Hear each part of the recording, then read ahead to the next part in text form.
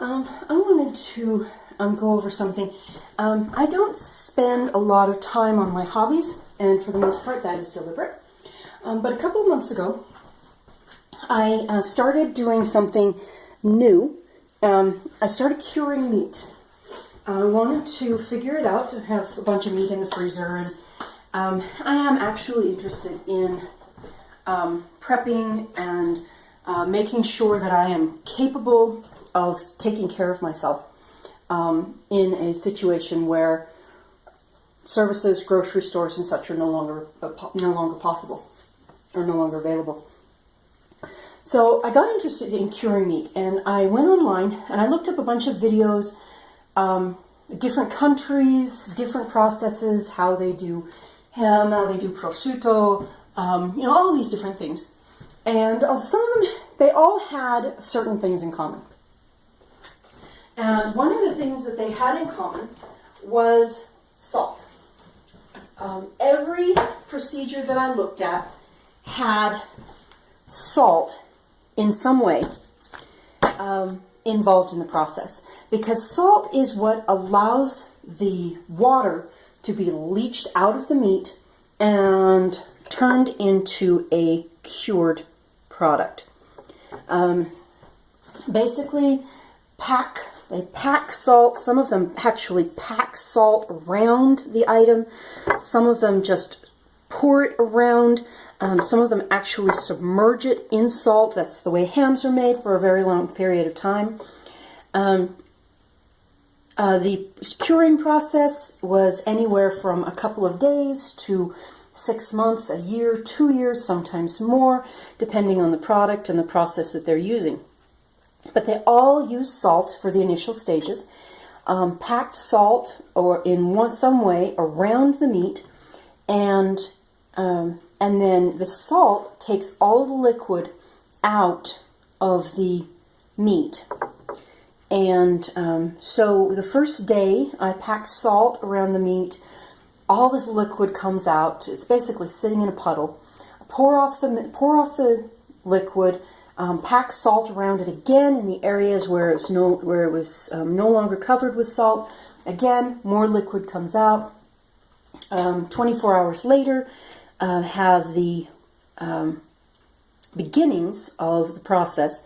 So once it stops leaking, I took the meat, washed off all of the salt, and it may seem counterproductive to wash off the salt that you just used, but you don't want the salt to get too far into the meat.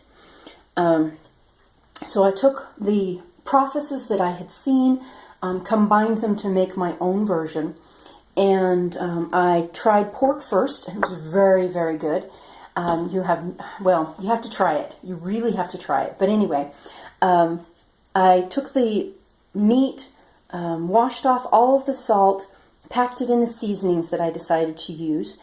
Different procedures, different countries, different locations use different seasonings. Some don't use any seasonings. They just leave the meat bare after it's been soaked in salt.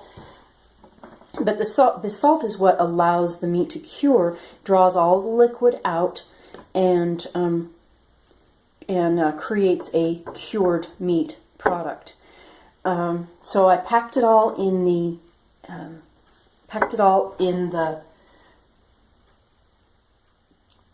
seasonings that I wanted to use. And hold on just a minute. This will take a minute because I want to show you exactly what's going on.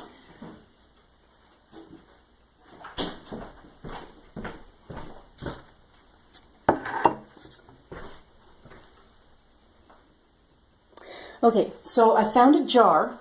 It's a gallon jar, and has a lid on it. And I wrapped the meat in string. I don't know if you can see that. This was the string that I took off of the other one. I made two. These are chicken breasts. I wrapped the meat in string so that it's suspended, so that it's not touching the glass, it's not touching the bottom, and so on. And this theoretically keeps the humidity high enough without allowing the meat to rot. So once it was dry, I took all the salt off, packed it in the seasonings, wrapped it in string, and hung it in this jar for the curing process.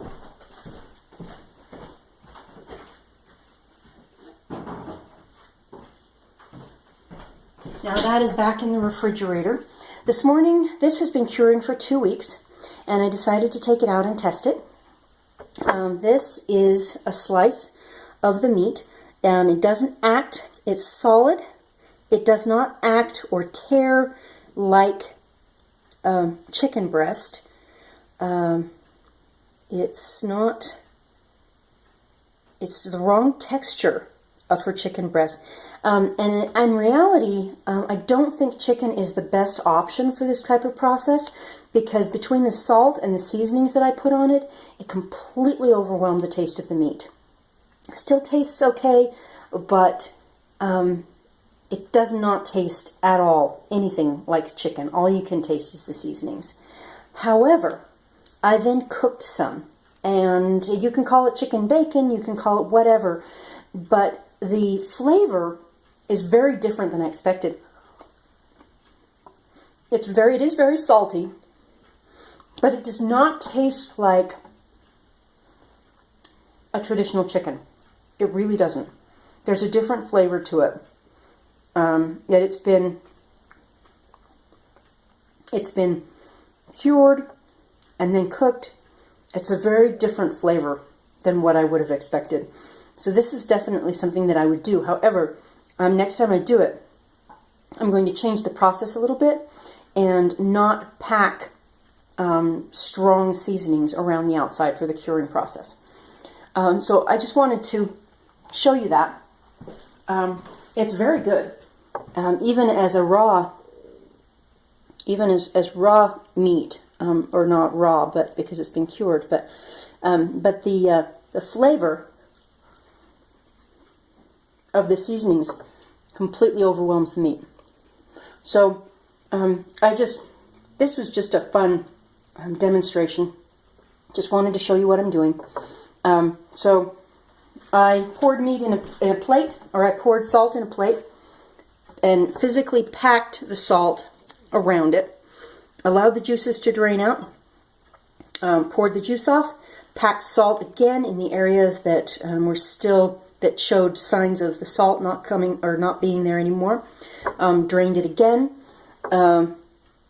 Washed it off. Packed it in seasonings. Wrapped the string around it. And it has been curing in that jar for 2 weeks. So that is my new hobby. I will talk with you later.